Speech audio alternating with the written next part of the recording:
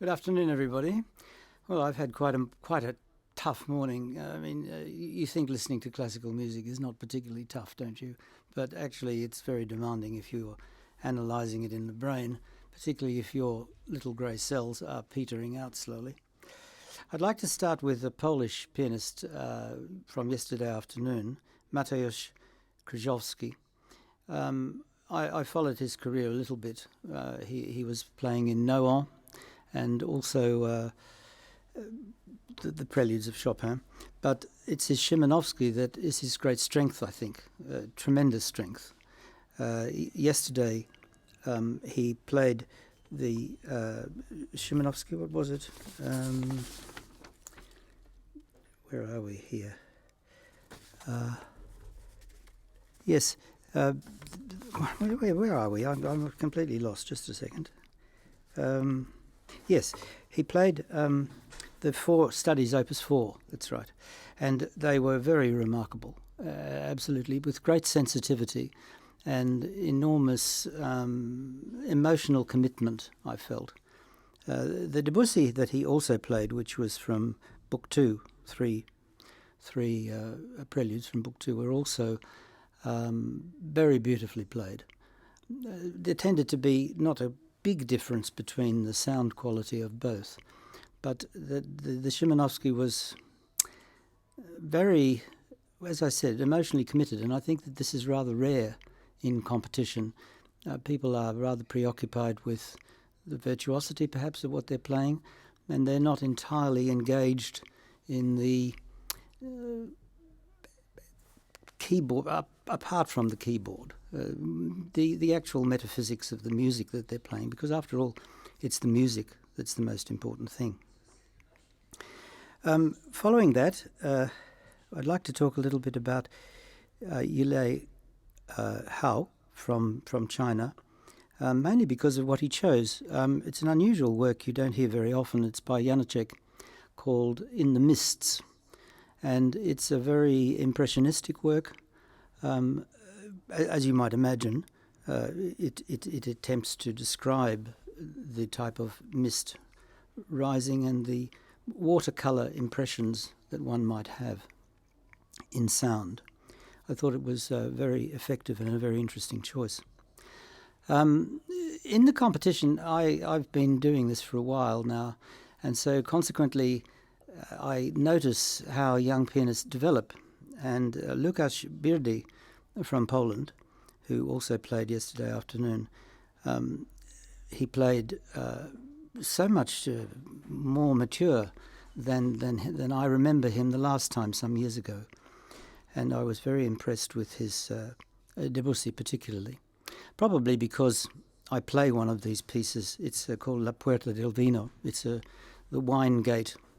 And in Spain, it's rather Moorish, this particular gate. I'm not sure if it's in the Alhambra or not.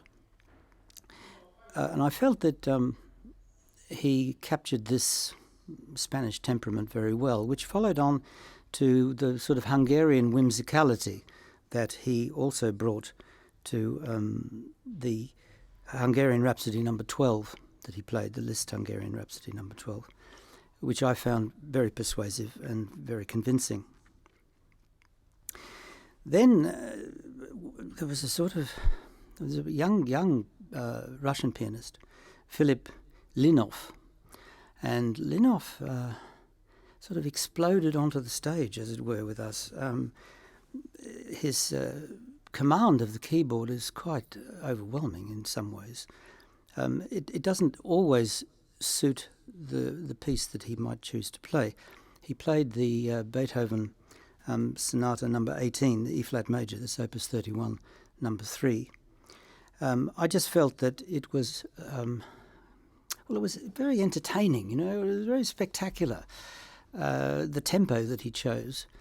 But I kept on asking myself, is this Beethoven, actually? And, how does one decide on a proper tempo for a Beethoven presto movement? Do you play it so that it carries everybody away in the audience, which modern audiences seem to love? Or was it really should it be played in a much more restrained classical style? But as I was saying yesterday, Beethoven himself was rather an extreme individual, so perhaps he would have appreciated this exaggeration. But then Linov exploded into the Prokofiev Four Studies Opus 2, which was absolutely spectacular. I mean, I was completely blown away by this performance. I feel he needs, of course, to mature a great deal in his approach, but to be able to command these works in such a spectacular way. And it brought up into my mind something interesting. You know, I mean, we think of virtuosity and structure of works somehow together, but of course in the past virtuosity in itself was regarded as something very extraordinary, and like Thalberg, for example, or Kalkbrenner, there were in fact competitions between virtuoso pianists concerning who was the most virtuosic. Not necessarily the way we might look at it more seriously, who penetrates a Beethoven sonata more philosophically, but it was rather different. So I would say that he wins hands down with the Prokofiev Four Studies Opus 2, and I'll be very interested to see how this extraordinary talent develops. Another thing that struck me, of course, when you're listening to all these works is how the participant actually puts the work together. I mean, how do they decide what works to follow each other? There was a South Korean pianist, Setubeyol. I don't know if this is the correct pronunciation, God knows. It's very difficult for me. Some of these Christian names are quite difficult. Her second name is Kim, Sayet Bjorg Kim, I think. And I found the programming so, would you say, riveting, really, in a way, because she played a Haydn sonata, the A-flat major, Hoboken 1646. And this was very elegant and very charming. But then we suddenly were taken from the 18th century, the grace and the elegance of Haydn and the delicate humour and so on, and we've transported into the violent world of Shostakovich, of a sort of bitter irony contained in the Prelude and Fugue in D-flat major. This was Opus 57, number 15. And I felt sort of as though I was in a time machine, being transported from the 18th century to the early 20th century Russia. Not that I'm criticizing this, it's just that I just wonder what the logic is behind some of the programming of some of the participants. Right, we move on a little bit to another one from the Republic of Korea, Se-hyung Yu. This called up into my mind something quite interesting because I'm quite interested in performance on early instruments. I'm not a crank like this. I don't think that one should completely abandon modern instruments and so on. But with Beethoven, it's very interesting what happens, when Beethoven is performed on an instrument of his period. You receive the feeling of stress that Beethoven was pushing not only the limits of his own composition, but the limits of the instrument as well. And this was this morning, she played the Sonata number 27, Opus 90. And I think this gave me the feeling of pushing the limits of the instrument. And Donald Tovey wrote about this particular sonata that it had passionate and lonely energy. And Charles Rosen, another great musicologist, wrote that it was despairing and impassioned. I didn't really feel this with this performance, but I did feel that certain notes, there's a low E apparently in this particular work, which wouldn't have been in or on Beethoven's instrument. So it's advised that you play this, of course, on the modern instrument. But I think it's not so much the sound, but the feeling of limitation when you're playing an early instrument. I don't mean you can build a career on this, but the tension of the composer pushing against the limits of his instrument. And this, of course, the instruments were being developed all the time during Beethoven's life, and he was what we might call an early adopter, and was, of course, very interested in any compass extensions that might take place on a piano. She then played the Scriabin. I thought with the same problems, of unsettling nature of Scriabin and his metaphysical aspects. It's very hard to communicate this, I think. Later in the morning, that's this morning, another Pole, Marcin Wieczorek, similarly sort of exploded onto the stage with a Chopin that is highly charged, shall we say. His cantabile central sections are very beautiful in the scherzo that he played, but I feel a little bit that his Chopin was a bit overwrought. It's very exciting to watch and listen to, but whether it allows the listener to penetrate the internal polyphony. I mentioned this yesterday, that a lot of young pianists, because they are practicing these works all the time, their tempo tends to increase.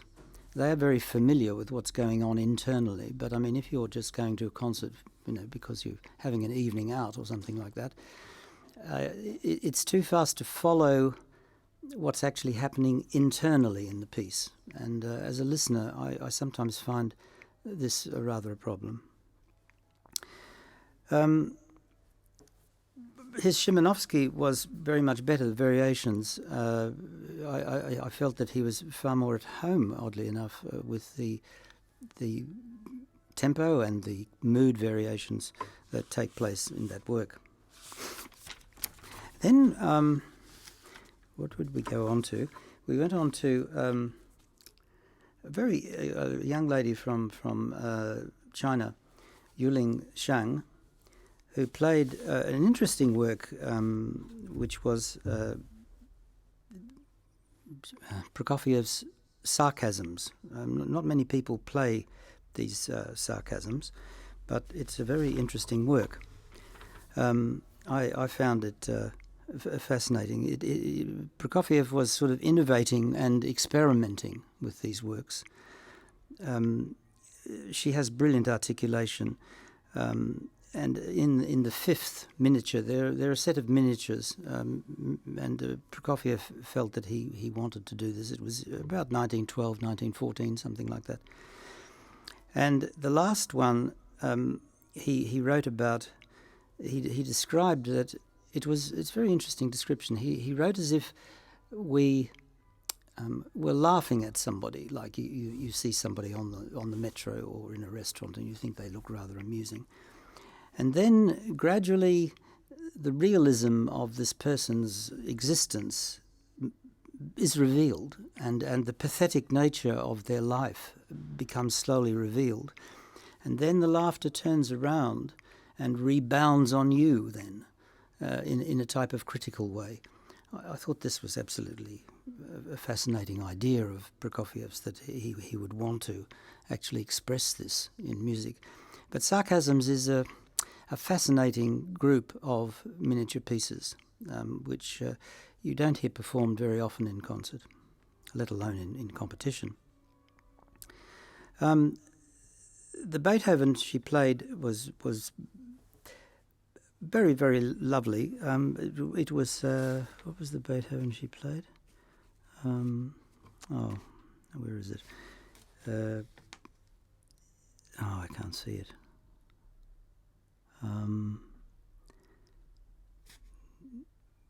The Sonata number 28, Opus 101, that's right. And this was also, I thought, very effective at giving us impressions and reveries, which is actually what Beethoven wanted us to feel when we heard this music. I didn't feel she completely expressed the emotional landscape, and I think that this is one of the difficulties for young pianists who are preoccupied, of course, with commanding the notes and commanding themselves at the instrument, is that the emotional landscape sometimes not defeats them, but escapes them, shall we say. She has a very big tone. Then another pianist from China who played the Fazioli, I think you pronounce his name Zewang Chen. I'm sure anybody in China who happens to be listening to me must be highly amused.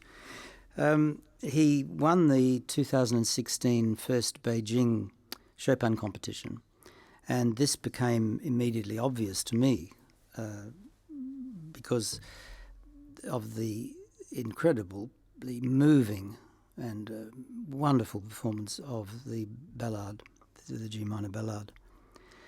But I'll get to that. He first played a group of Scarlatti sonatas, and there was one he played, which I play, the sonata in E major. Now, pianists play this rather softly, as if it's a sort of cantabile sonata almost. But if you play it on the harpsichord, you realize that, in fact, this sonata is a type of festive arrival at the Escorial, and that perhaps Scarlatti was trying to give an impression of what it might be like to arrive in the courtyard of Maria Barbara. I think that the opening is trumpets, and I feel that these are trumpet flourishes, and they're never played like this by pianists, of course. But on the harpsichord, this becomes immediately obvious, that you should play it like a festive trumpet arrival, and the work is full of that, except that there is a cantabile central section. Then we went on to where am I? Yes, the G minor ballad, Opus 23. This was, for me, one of the most moving performances of it I think I've ever heard. It had such subtlety, and it was such a perfect narrative in music. This is what it's a sort of truism, I suppose, that the ballads are a absolute musical narrative and so on. But you did feel this because of the way he modified his dynamics and the sensitivity with which he penetrated the quieter moments of this particular work, and then the building of the passion towards the great coda at the end. I found it introspective and yet passionate at times when it was required, and I was so moved by this performance. It doesn't, I mean, I've heard the G minor so many times, but this particular performance, not only was his tone wonderful, but the whole feeling of this of Chopin was so strong. The rubato was very, very good, very judicious, and emotionally telling, very telling. Then he played the Scriabin sonata. Where am I? Sorry. Yes. Yes, number 4. This was the one in F sharp minor, Opus 30. Sorry. It's one of the shortest of Scriabin sonatas, and it was written in 1903. He thought of it rather as an erotic piece, so that you have the sort of calm of the opening andante, and then it becomes far more agitated with a seamless connection to the final movement. And I think, again, As I said yesterday, I think, about the importance of literature in composition and how important it is for young people who are studying their instrument and studying all these great works, that they explore any literary connotation that might be there. This is important, of course, with Schumann, but it's extremely important with a metaphysician like Scriabin. And just to finish my little studio this afternoon, I'd like to read a poem, or part of it, not all of it, a poem that Scriabin attached to this sonata, which will give you an idea of his extraordinary, would you say, almost mind that explored the cosmos, He writes, in a light mist, transparent vapour, lost afar, yet distant, a star gleams softly. Some more poem, and then the lines, sharp desire, voluptuous and crazed, yet sweet, I engulf thee. Now, I think it's quite important to be immersed in that literature to penetrate such a sonata and to communicate this to an audience. But if you're a very young pianist, how do you make a journey to the stars, as Scriabin wants you to? How do you do this? But I think that the cultural context and the extra musical associations that the composers often had, which, like the Janacek I was talking about, he obviously saw this as pictures. And of course the Etude Tableau of Rachmaninoff are exactly the same. They're pictures, and then you've got Mussorgsky's pictures at an exhibition. So I think it's very important to explore the extra musical dimension of any work that you're learning, and to try and imagine, I use this phrase, to accelerate your imagination in order to encompass the work more deeply. Because, many of these young pianists that I'm listening to, they're at an extraordinarily high level of technical proficiency. How do you go beyond that if you are at pretty well the same sort of extraordinary level? How do you distinguish yourself? How do you build beyond it? Because practicing more and more is not going to actually take you much further. I mean, it's like an Olympic athlete who's just doing exercising and running and taking 0.01 second off his time. So my feeling is that the cultural context and anything to do with literature, painting, architecture that's outside of the work is very important to explore. And certainly I wouldn't have to point that out to a pianist like Claudio Arrau or Arthur Rubinstein or Michelangelo, who absorbed culture from every direction in their life. I mean, Michelangelo even drove a Ferrari. So did von Karajan, by the way. So I will leave you, and I'll come back tomorrow and have a little chat about what I've heard between now and then. I don't have a great deal of time to prepare, unfortunately, so I've got all these papers flying around, but I'm sure you're terribly compassionate towards me, and thank you very much for watching.